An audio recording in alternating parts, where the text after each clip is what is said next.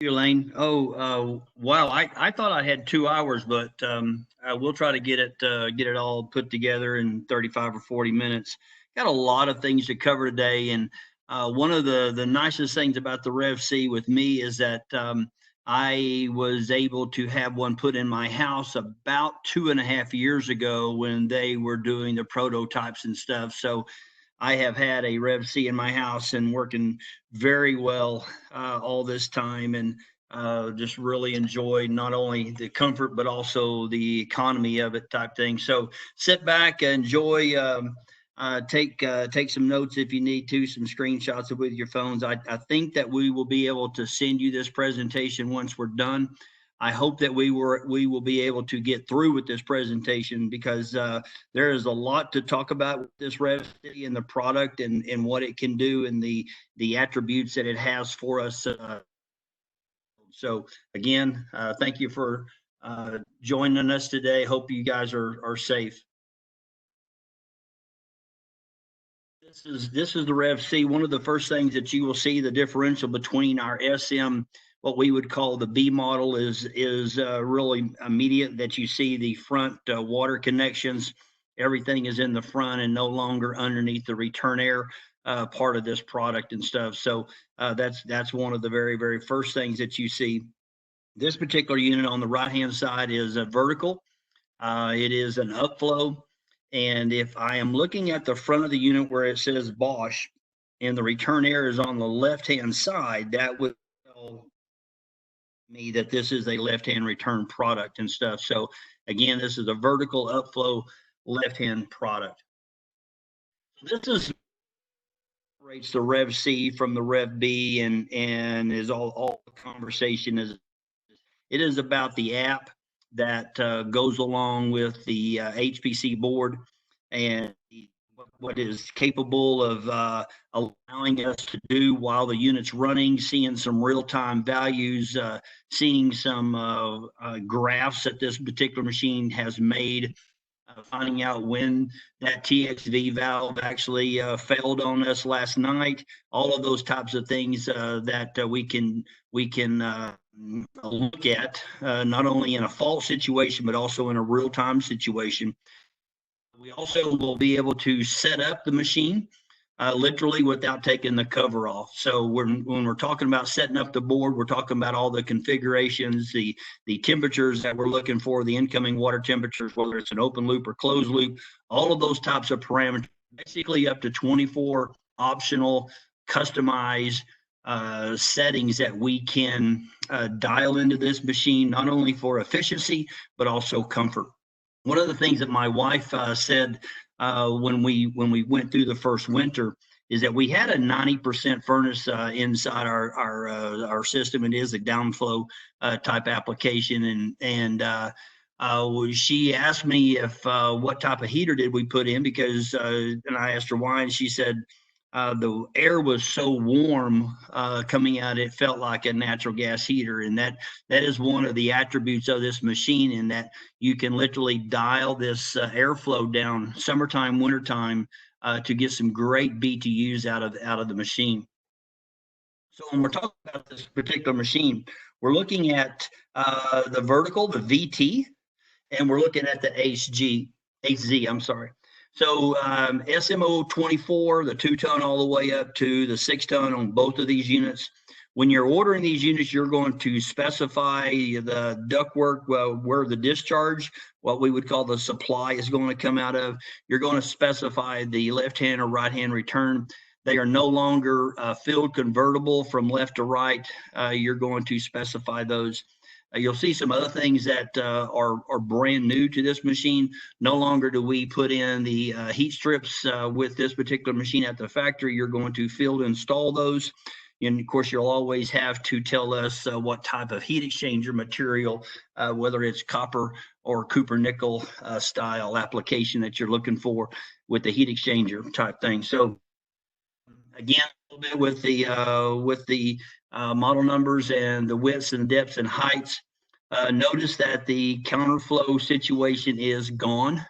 There is not a Rev C counterflow product being made at this point in time.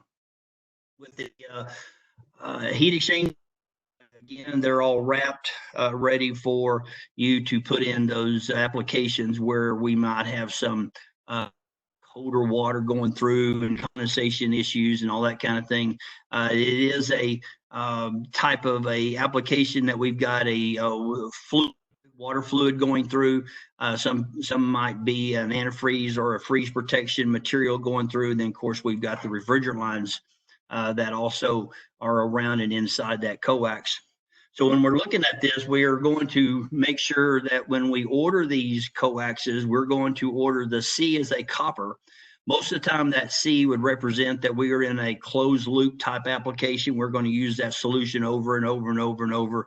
We've got some type of a fluid pump, flow center type application, that an apparatus that is pushing that fluid through the coax, throughout the medium, throughout the heat exchanger type thing. So that is a what our industry would call a renewable energy scenario, where we get to use that fluid over and over. The end style is the Cooper nickel. We call it an open loop. Way down south, they would call that a once through. Some of the people here in the Midwest would actually call that a pump and dump. So either or, you're going to pick and choose your heat exchanger. When we're looking at the compressor on the Rev C, it is the same type of compressor that's in the Rev B. So it's still still looking at a Y1 at 67% capacity, and then 33% on the balance, making it 100% on Y2. So didn't change anything at that point in time. Wanted to show you a picture of the scroll compressor, in that we don't have a whole lot of moving parts. And this particular compressor has been a very well received and very well used compressor in our industry, being a two-stage type compressor that literally doesn't change its RPM on rotation. It just unloads those bypass ports there that you see in the middle of that compressor, allowing this system to run in a Y1 or a Y2 type scenario. When we're looking at the number of the Rev C, we're looking at a groundwater. We would call this the open loop. We have numbers for the full load. That would be a Y2 scenario. We have numbers for the part load, which would be a Y1, 67% of that capacity. So there are your numbers with the open loop. And then we would move to the right, looking at the numbers for the groundwater or the closed loop. Really don't care about what type of application you're going to don't care if it's a vertical or horizontal. It's still a closed loop application. Talk a little bit about some components that we have. This particular component, and I'd like to show you this picture, in that way you can hopefully remember where this particular application or this apparatus is located. We call it in the field, we call it a de-superheater. Bosch calls it an HRP, which is the heat recovery package. It is an option, and the nice thing about this particular Rev C unit is that we have the capability of literally dialing in our temperatures that we want out of the machine for storage. So if it's 140 degrees, like that's the maximum that we want, we could literally dial it all the way down to 122 degrees if we wanted to. So we get to set that with those parameters that we were talking about earlier, and we'll see that here in just a little bit. Let's talk about a little bit about the thermostat, your controller that you might want to use. Again, remember that we're a Y1, Y2 heat pump. So we're going to make sure that we have those capabilities. We are an O-driven reversing valve. And the other thing is that since I am a water source geothermal heat pump, I don't have a defrost mechanism or a defrost cycle, so that there are a lot of applications out here, such as mine in my house, that I don't have any heat strips inside the machine. So as long as the loop field and the capacity of the system is capable of supplying BTUs throughout the wintertime, you don't need any heat strips, because we don't go into a defrost cycle. Heat strips with a geothermal system literally is a very emergency style situation. One of the nice things about the Rev C is that even when I have L1 and L2 applied to my system and W1 or W2 is not turned on, and my return air sensor senses that we have a adverse situation going on, this machine will actually go into emergency heat by itself and supplying BTUs, some heat throughout the structure, basically on its own. So as long as I had L1, L2 supplied to the heat strips in the blower compartment, I would have that particular type of heat. So again, with your thermostats, you pick, you choose. I would always make sure that we had a dehum situation on that controller, because this particular machine allows us to set the parameters on the dehumidification scenario, dial down that fan motor as much as we can, as much as it's allowed, and bring on that Y1 compressor and dehumidify the structure. So again, you pick, you choose. The picture on your left, of course, is that BCC 100 that Bosch had. So in your applications, again, we're looking at a copper heat exchanger. We're looking at what we would call a closed loop. Again, don't care about the vertical, the horizontal, the slinky, the pond loop. Just doesn't matter. All of those application is that particular application is a design by itself. So as much as you're going to design the system to match the loads of the structure, manual J, manual D for ductwork, whatever it may be, that particular design also has to match the system's BTU output. Whether we're in a summertime load down in the south, or we're in a wintertime load up in the north, again, we're looking at not a rule of thumb scenario. We're looking at a very, very high-tech type design.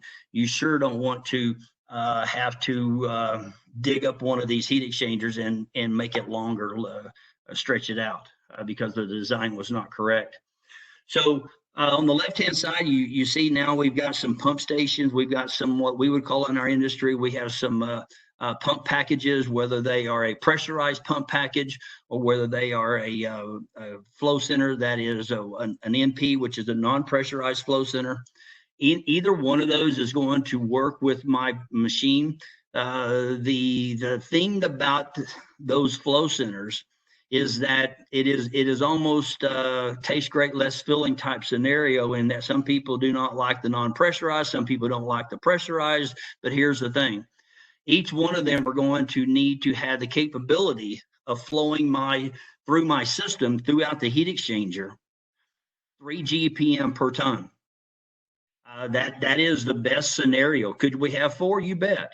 But here's the thing. I cannot go below 2.5 GPM per ton with that particular type of a flowing device. We'll have issues. We'll have problems throughout the year when things really get where we need our BTUs. We will not have. So you might ask, well, Fred, what's the delta T for? The delta T is literally what I use at my house. I no longer use 3 GPM per ton. I use the delta T, and the delta T is arrived at incoming and exiting water, whether we're on a Y1, Y2, whether we're in a heating or cooling mode scenario. That particular delta T, I get to set. If it's 7 degrees in the wintertime on Y1 and 9 degrees on Y2, I get to set that. If it's 9 degrees on Y1 in the summertime and 6 degrees on Y2 in the wintertime, I get to set that. So one of these days, maybe all of us won't have to worry about 3 GPM per ton. Maybe we will always start looking at the delta T scenario. Scenario, we're looking at situations where the GPM is not like we had in the closed loop. That GPM is 1.5 gallons per minute. When the fluid is going through the system and that temperature is above 50 degrees, when we drop to that 49 degree mark and we are capable of having that particular number in the wintertime, that particular GPM will go up to 2 and maybe even 2.5. So again, air and water move kind of the same way, in that if the water is colder, it is going to be heavier and move at a little bit harder rate type scenario. So three things that we want to make sure that we are always concerning ourselves with an open loop scenario. And I totally understand that in some cases and places, open loops are outlawed. But there's a lot of places that are grandfathered in. There's still a lot of places that are capable of having an open loop scenario being done. People ask me all the time, well, Fred, what's the cost of the GEO unit? You know, guys, when we're looking at the boxes over there on the right-hand side, that box really doesn't cost much more, and sometimes is even less than your 21 and 22 SEER heat pumps with all their boxes that has to make that particular application stuff. It goes back to the heat exchanger and how we do the heat exchanger, and that's really the cost. Some of those things that we truthfully don't have any say in, as far as whether it's a vertical or a horizontal type scenario, or even a lake loop. That's why open loops sometimes are the best way to go in a lot of scenarios, in that we have that capability of utilizing that water. So three main concerns again: quality, got to have some good water; quantity, got to have enough of it; and of course the disposal. Every water that we take through that heat exchanger, that Cooper nickel heat exchanger, we're going to be getting rid of. So I never say that we're going to use the water. It's always we're going to utilize the water. Started back in 2007. We had a black and silver unit. A black unit. It was called the AP. Then we went to the black and silver, and then we went to the white unit. This is the UPM board that was basically in the 2007 unit. We have outlived this board and its capabilities, and this is why we called the Rev C the Rev C. This particular board is gone. There are some things that you will see on the Rev C board that look alike the old UPM board. There are things that we have integrated to and we have used because they were very usable. But there are some things that we've needed since 2007. As an old geothermal installer and service guy, I really like the new board and how it can utilize the pump stations and the fuses and whatnot. We don't have to worry about trying to find voltage for those particular applications anymore. So say bye to this board. Say hello to this board. We have the and some of the things that we have seen and we have basically kind of got used to, such as the 4 dip switches on the left-hand side of the board, those rocker switches. We still have those. We still have the pressure and high pressure and low pressure and the random start and all of that. We still have the CFM test buttons over there on the right-hand side. We still have the plus and minus. All of those things we have now taken away, and we are now utilizing in this particular board.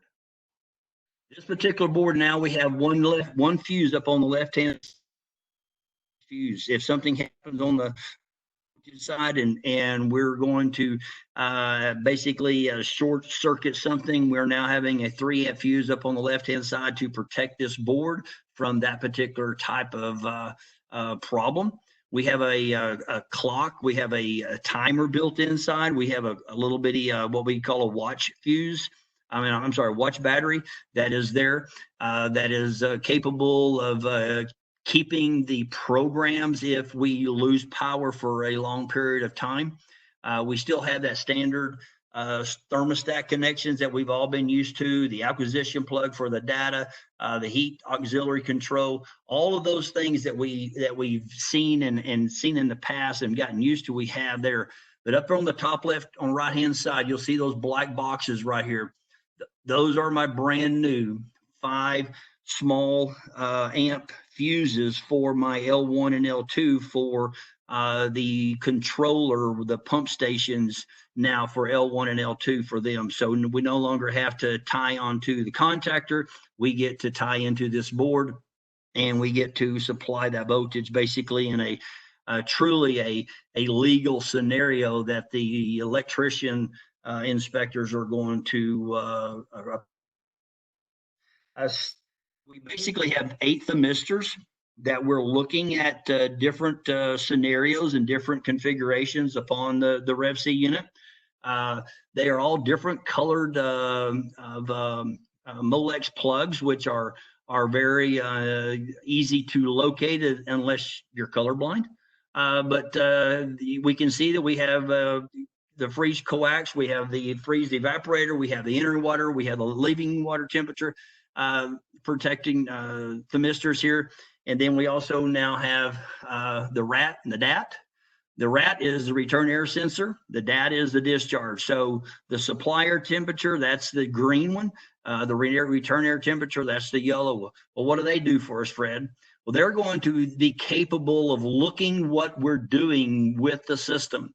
So no longer will we just be able to say I want 400 CFM, and what I get out of the discharge and what I have in return is going to be capable scenario type thing. Now I get to dial in these CFMs so that my discharge temperature literally can be at its optimal best. What do you mean about that, Fred? Here's the thing. There is a AHRI flag inside this board that when I turn it to economy, these 2 sensors will come into play, and it will basically ramp up and down my fan motor to give me the most economical BTU exchange that I can have in that particular machine. Very, very smart application, very, very conducive to economics at that point in time.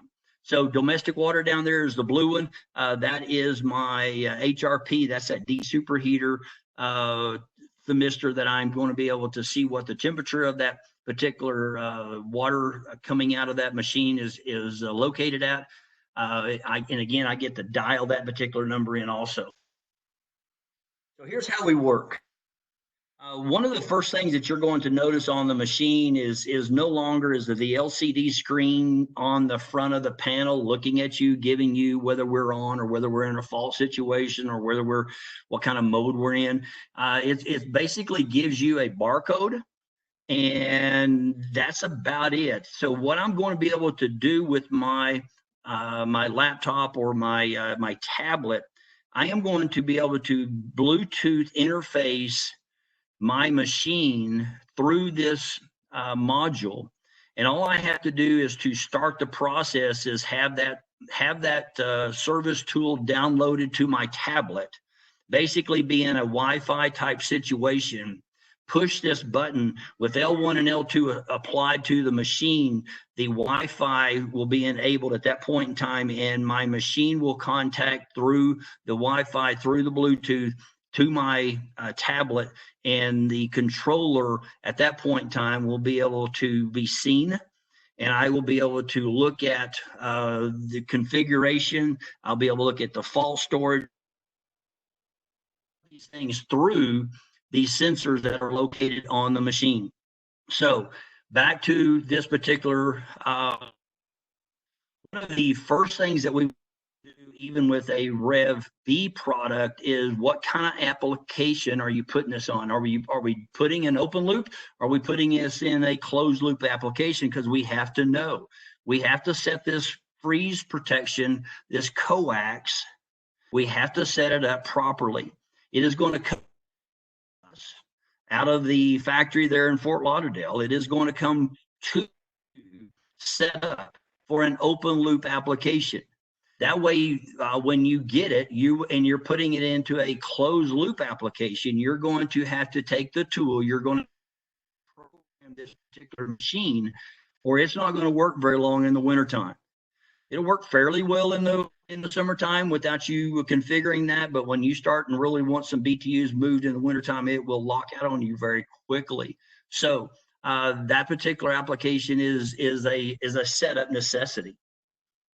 Water flow detection. I now have the capability through my EWT and LWT applications. I get to now ensure that I'm having water flow flowing through the system to allow the compressor to come on. Very, very unique, very, very much needed.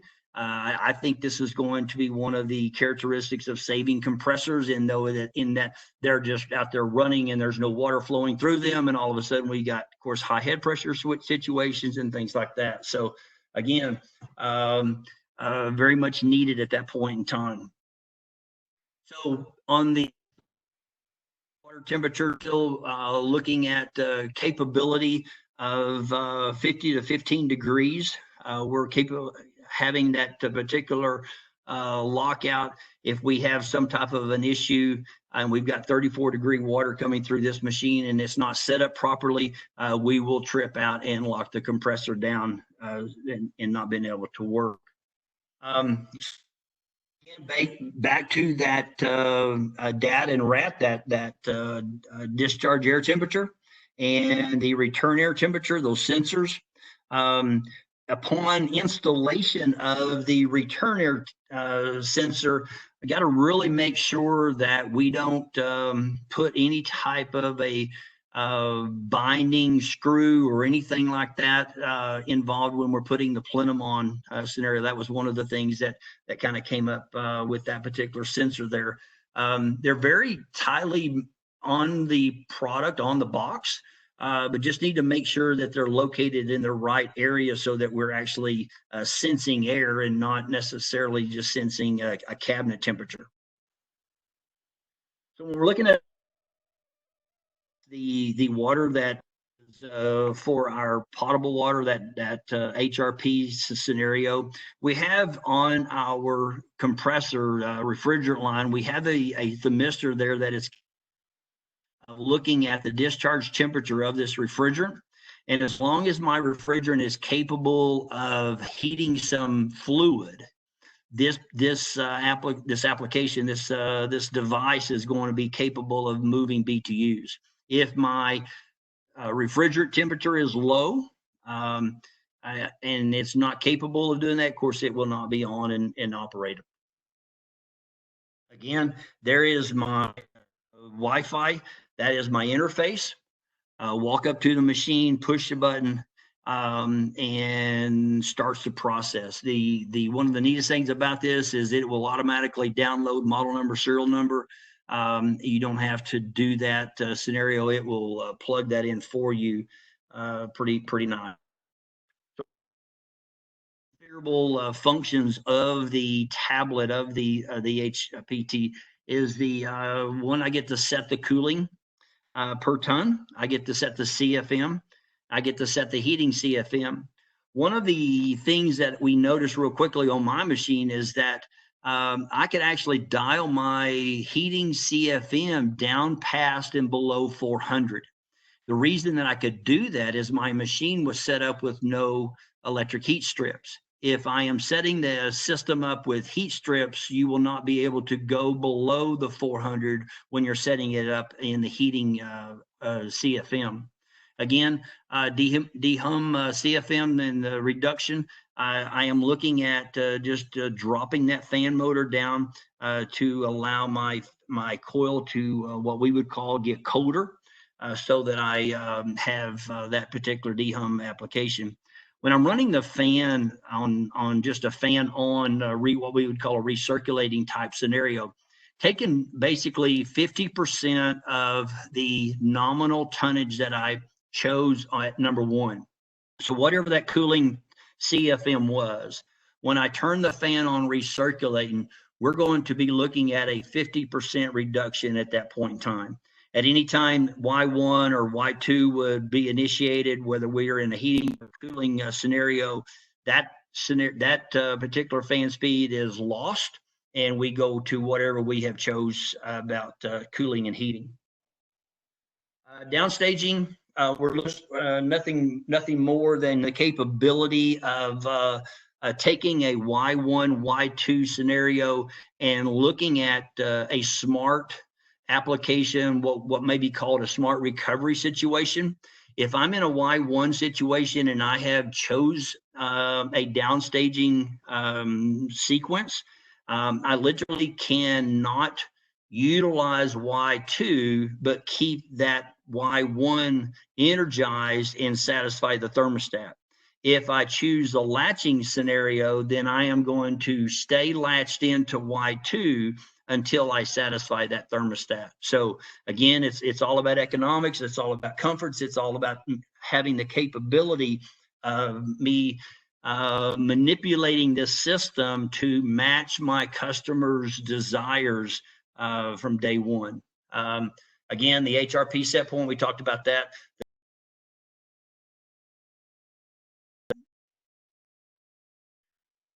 Sample rate is me looking at the scenario of turning this HRP on basically 3, 6, 10 times in an hour, sampling that water. So if my system is running and my HRP is we're already satisfied at that temperature that we have chosen, I am going to now turn on the little interior pump for that between 3 and 7 times during that hour, so that I can see what's going on. And if I've lost some temperature in that, then I am going to fire the HRP back up and utilize that particular application. Again, low loop water protection.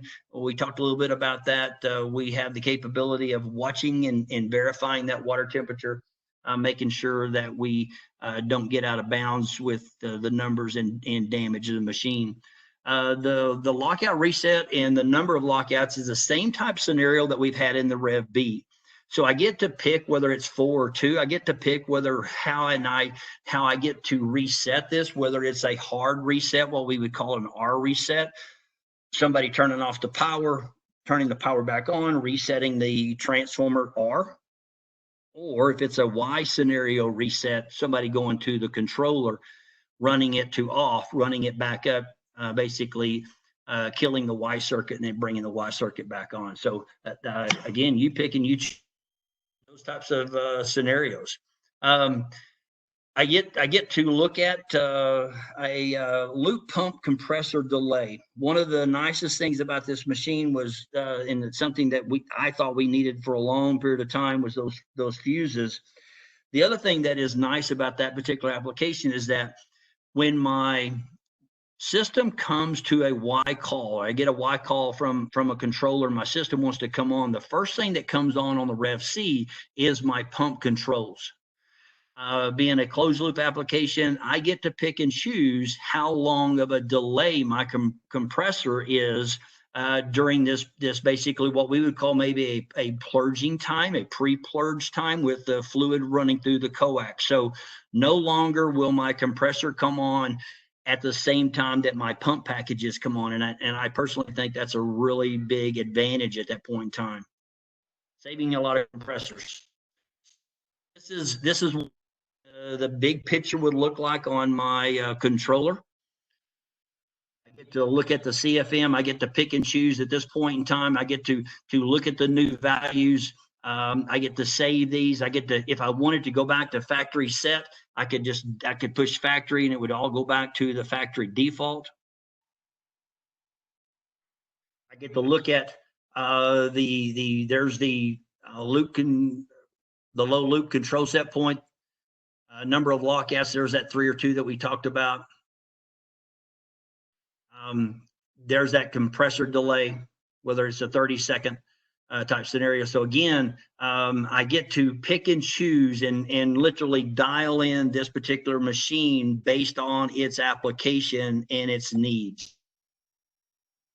Real-time running, when I am looking at the machine, I can look at the laptop sitting there, the tablet sitting there, and I get to see what is actually going on inside this machine and not putting my gauges on this machine. So get to look at temperatures, get to look at from refrigerant temperatures to air temperatures to water temperatures coming into the machine, water temperatures going out of the machine. It is really the HPC really has a lot to offer at that point in time.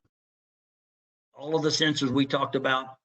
I get to look at the auxiliary heat systems when my system is on. I get to put this in a test mode. I get to put it in a real active type live scenario mode. There is the live Very nice graphics, very nice pictorial drawings, different colors, uh, very easy to save, be able to bring back to the office, take to a printer, and literally print it out type scenario. So we're looking here, this particular machine right now has a G call, has a Y1, or I'm sorry, a W1 call, a W2 call. That is your thermostat settings, and then now we get to see what's going on. Very nicely graphed here at the bottom. You can see that A represents the return air temperature. It is 55 degrees inside, coming back in through the refrigerant coil. And when I'm looking at E, there is my discharge refrigerant temperature. I'm looking at B, there is my discharge air. So we could take literally the 55 and now we have the 40. This particular machine is in the air conditioning mode and we have a 15-degree drop. So a very, very nice scenario. You noticed real quickly that this particular diagram over here doesn't necessarily match this. What's wrong with this diagram? We've lost the O call. So it's a very, very easy pictorials to see what is going on inside a controller, whether we're having the right controller set up and that kind of thing. Snapshot, we have 11 digital outputs. We have 7 digital inputs. Those are our thermostat demands.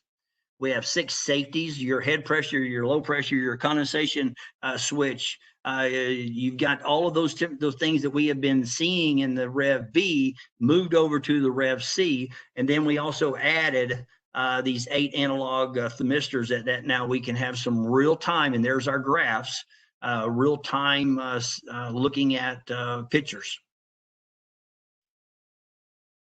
The snapshot can look for the last lockout. Whatever caused our problem in our system, we can take a snapshot of that. And when we take a snapshot of that, we can literally see what time it was going on. I know in one scenario, we had a situation that the house was gaining humidity. And we realized that particular time, we could see it on the tablet, and we could see when the kids came in off of the bus and left the front door open for a long period of time, and humidity came inside the structure. So it's a very, very nice piece of equipment to be able to verify what's going on inside the machine. What's happening. We can ask for the discharge, return, domestic water. We can ask for these things and it'll show up on that graph.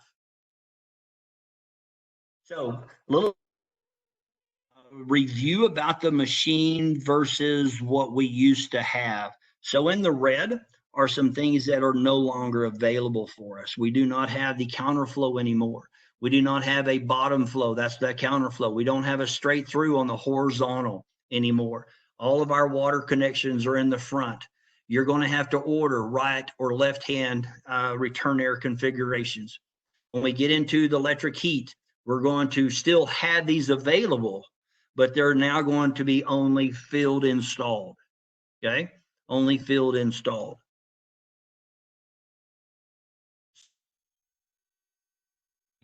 To be able to have this presentation to read this in a more easily or more easy way of reading it and understanding a little bit of it. Just know this, that we have the capability of supplying you what you need as far as the tonnage goes, from the 2-ton all the way to the 6-ton. Those are nominal BTUs for cooling. Some of the frequent asked questions is that, does the Easy Start app work with my smartphone? And the answer is still no, not at this time. We are trying to facilitate that, just hasn't happened yet. So the hardware that you're going to need basically for the tablets is a 4.1. You're going to need a little bit of storage at that point in time. It's best if you had a larger display so that you can see the numbers and the graphs more easy, type thing. So one of the questions is, can I field convert my SM Rev B to a Rev C? And the answer is no on that also. So a little bit of not necessarily bad news. It's just the capability of the Rev C being what it is. You just can't, the Rev B cannot be manipulated to make it in the field. So can you utilize the Bluetooth from anything in the like the truck? And basically, it's a point to point. So somewhere the book says 20 feet of that. One of the nicest things about the tablet is this. Let's say we have a string of units, and they're all going to be set up in the same scenario, the same configuration. And let's say they're all 2-ton. And literally I could set up one, go to the next one, and start the process, basically pushing it and telling that controller to store what we have set up in system number 1 and just go down the line. So that's a pretty nice scenario. Can you start up a system without the Bosch Easy Start app? You can, but again, going back to setting that temperature for the water going from a open loop to a closed loop is going to need that tablet. We no longer cut the resistors. We no longer flip dip switches to make those changes. Versus the versus the UPM, basically 3 pages here of talking about the differentials between the two. Some of that are the same, some of the characteristics that make the HPC totally different. And again, in my situation, it was all about comfort. It was all about the capability of literally dialing in that ECM drive blower motor to the correct CFM to get me the BTUs that I needed coming out of that ductwork. And that's what it was all about.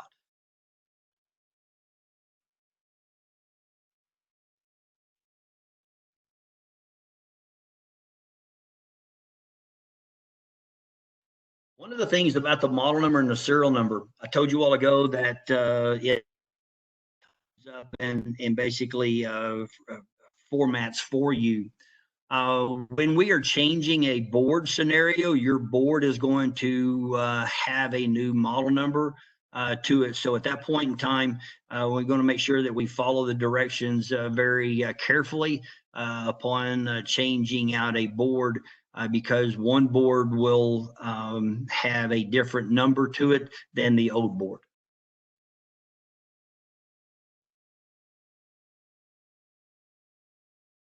One of the other things that is always probably needed to be said is the electric heat size. When we're looking at the package and you're going to dial in, you're going to plug in what heat package you have for that particular unit, it is automatically going to give you 400 CFM per whatever size you're going to need at that point in time. So you will not be able to give 1,000 CFM on a 20 kW unit to get you a lot of BTUs and heat out of that. It won't allow you to do that. So you'll have to, it'll automatically give you the lowest CFM that you can get out of a heat kit package automatically.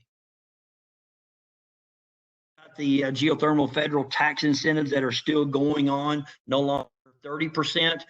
We are down now to, in 2020, we're down to 26%. That'll drop to 22% next year. The Energy Star ratings can be utilized with the Rev C product. There are all of our eligible thermal systems that we have available that are to the federal tax credit. Make sure that you understand and you know about growing your business. Make sure that you understand that it doesn't cost you anything to become a ABC contractor. That ABC contractor allows you to not only build up Bosch dollars for registering the product, but also allows you to be first available on a search engine when Mrs. Jones is looking for geothermal contractors and installers first. So I really appreciate your time today. I really thank you for the opportunity to show you a little bit about the RevC. Hopefully will be later on, and we can continue this conversation. Thank you very much.